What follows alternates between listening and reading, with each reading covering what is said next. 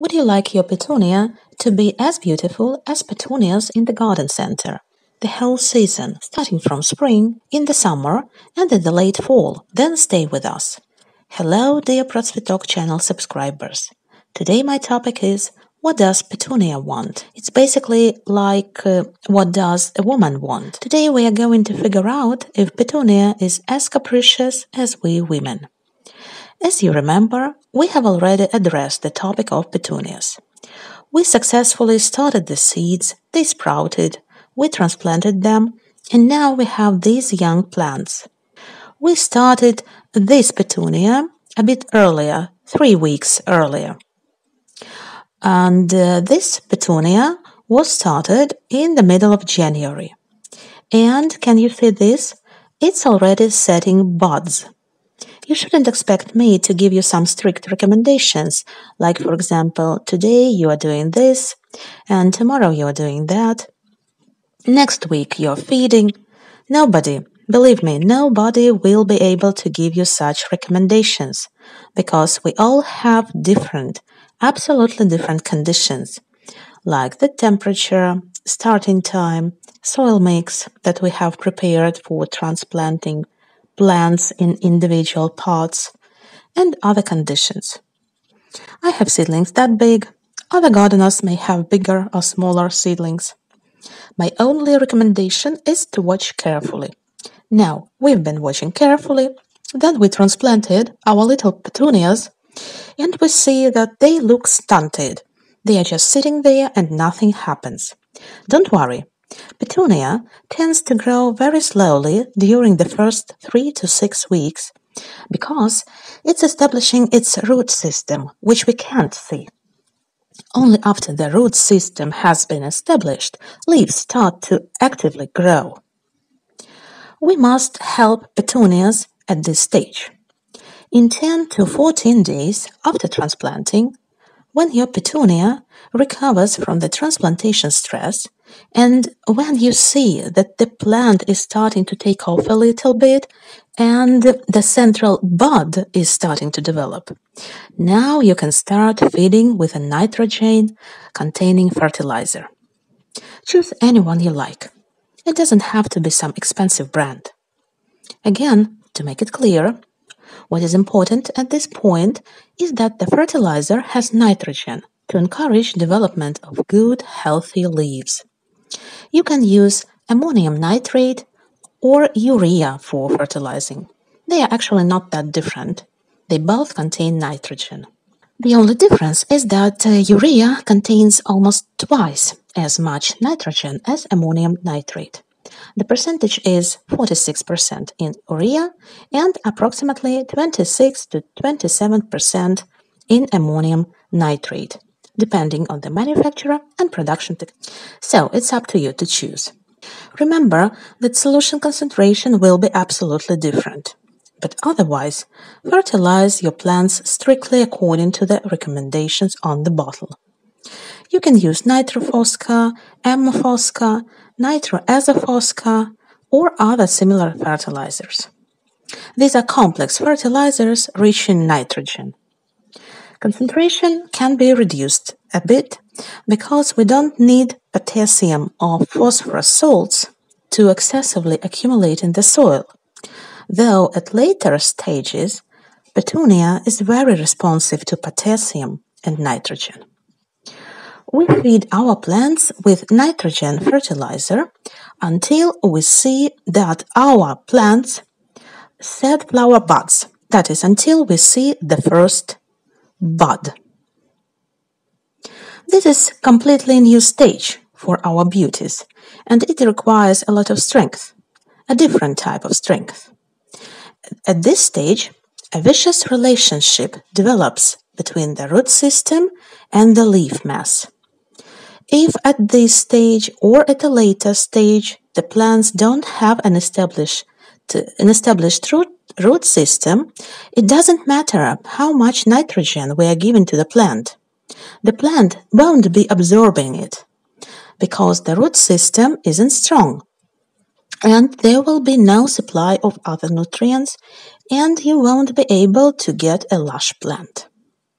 So the next stage, is feeding with phosphorus and potassium. Phosphorus contributes to strong root growth. Thanks to strong roots, all of the above ground part will be successfully developing. After mass budding, watch the condition of the plants carefully. They may need to be fed 2 or 3 times depending on the conditions. The next fertilization stage starts with blooming. When the first flower appears, we start giving preference to the potassium fertilizer. The potassium fertilizer is essential for petunias because potassium encourages bloom production, faster bloom development, and brighter color. Petunia is a bright and colorful plant, so for getting brighter colors and for the variety to manifest the color in all its beauty, we give fertilizers rich in potassium. Be careful not to overdo, because excessive potassium accumulation will slow down growth, which is true for other plants too, not just for petunias. You'll see the distance between joints gets shorter and growth slows down. Of course, we don't need this, as it will be detrimental to blossoming. We need to maximize branching and maximize bud setting in the future. During the growth, before budding, you don't have to feed your plants every week. If you see that your plants develop well, use a nitrogen fertilizer every 2 weeks. It's very convenient that fertilizers are available in different forms, not just granular, but also liquid. A liquid fertilizer is pretty convenient to use. Petunia is very responsive to basic trace elements, such as boron, manganese, and zinc. Petunia is extremely responsive to manganese. Tests showed that addition of manganese contributed to the increased leaf area, increased thickness of outer and inner epidermis cells lining the leaf. The second trace element that Petunia was very responsive to was zinc. Zinc contributed to the increased number of blooms and promoted fruit development, because Petunia, like other plants, develops fruit, and the capsules that develop are actually fruit containing seeds. Seeds were large, full, and ripened faster, and blossoming lasted longer. The effect of boron was less pronounced, but test plants also demonstrated improvements, like faster development. That's why it's good to use fertilizers containing trace elements. You can buy trace elements individually, they are not expensive. So you don't have to buy a branded fertilizer in a nice package. You can buy time-proven trace elements instead and make your own fertilizer mix. You won't get a nice package, but the mix will work not less efficiently, as I have tried to prove to you. If you love organic gardening and strive to cut down on costs of chemicals, use DIY recipes. It's very good to feed with nettle tea or use a DIY banana skin fertilizer, because banana skin fertilizer contains potassium, and in general, any organic matter is very beneficial for petunia. Or you can use other organic fertilizers. Chicken poop will definitely be good for petunia, because chicken droppings are a major source of nitrogen and potassium. And at the same time, chicken manure lowers the soil acidity level, because petunia is very sensitive to soil acidity. So first dilute 1 part manure, 1 part water to make manure tea, leave for 10 days, and then dilute the tea to 1 part tea, 10 parts water. Give to your petunias once a week. You can also try another tip. I know for sure that petunias get a very intensive pre-sale preparation. Whenever you see a plant all in blooms in the mall, This comes from the very intensive fertilization. Every time when the plants are watered, small fertilizer doses are added to the water. Use a liquid fertilizer specifically formulated for petunia.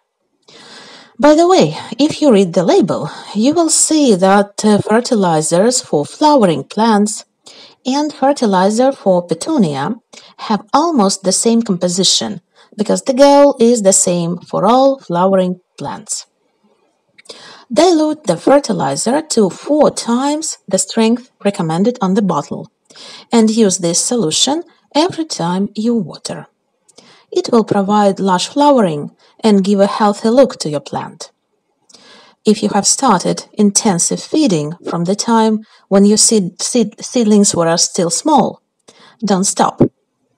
If you have bought a lush petunia plant in the garden center, also continue feeding, because if we have started to intensively feed it and then stop, as soon as this first blooming wave is over, the plants won't be blooming as abundantly, because it will naturally cause stress and stunted growth.